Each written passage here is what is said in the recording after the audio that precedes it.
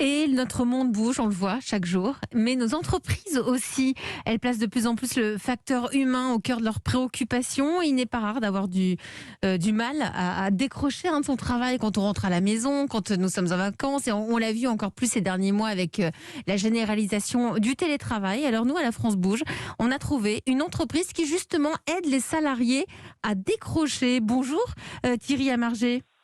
Bonjour. Bonjour. Vous êtes le CIO France de l'entreprise ATC. ATC conçoit, vous êtes dans les télécoms, vous faites des pylônes de téléphonie mobile.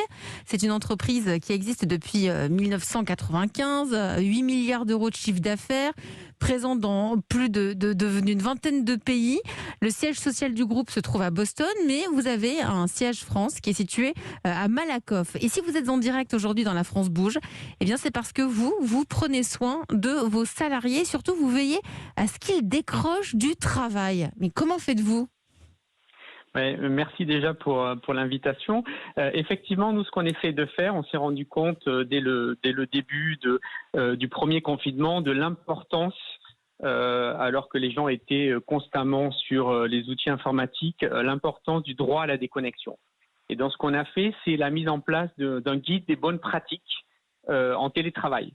Avec des choses simples mais efficaces, pas de mail le week-end, mettre les heures de réunion en dehors, enfin pas tôt le matin ni tard le soir et pas sur la pause déjeuner. En dehors du rush à la maison aussi, ouais.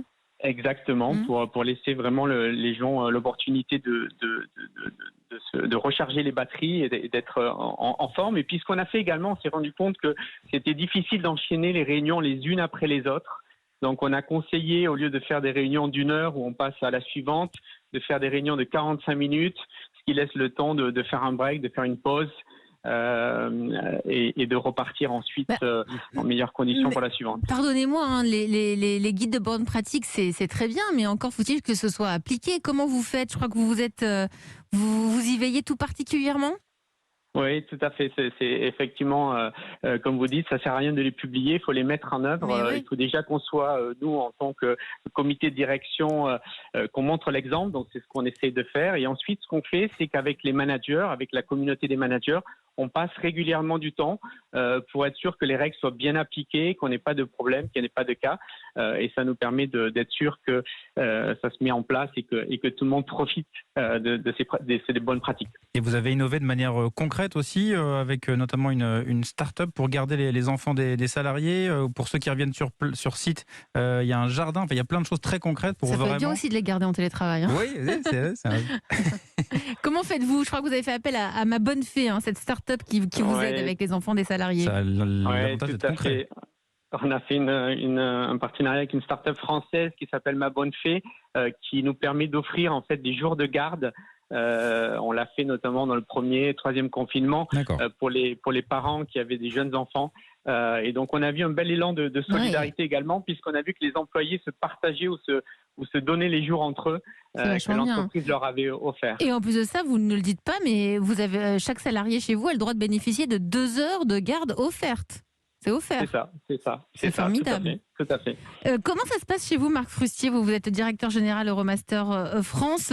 Alors évidemment, vous, dans vos centres, c'est compliqué de mettre en place le télétravail, mais comment l'enjeu humain qui entre dans la vie de chaque entreprise aujourd'hui, c'est inévitable par rapport à la crise que nous venons de vivre. Comment vous vous êtes organisé, vous ? Alors, c'est vrai que le télétravail concerne essentiellement les personnels du siège, Bien sûr. Pas dans les centres de service. La première observation, c'est que le télétravail, ça marche et que les salariés apprécient. Et donc, on a décidé de le pérenniser. Comment ? Sous quelle forme de retenir, d'avoir 3 jours en présentiel, parce qu'on a aussi besoin de présentiel, et 2 jours de télétravail sur la base du volontariat. D'accord. Le deuxième point, c'est que c'est fatigant aussi d'être devant son écran toute la journée.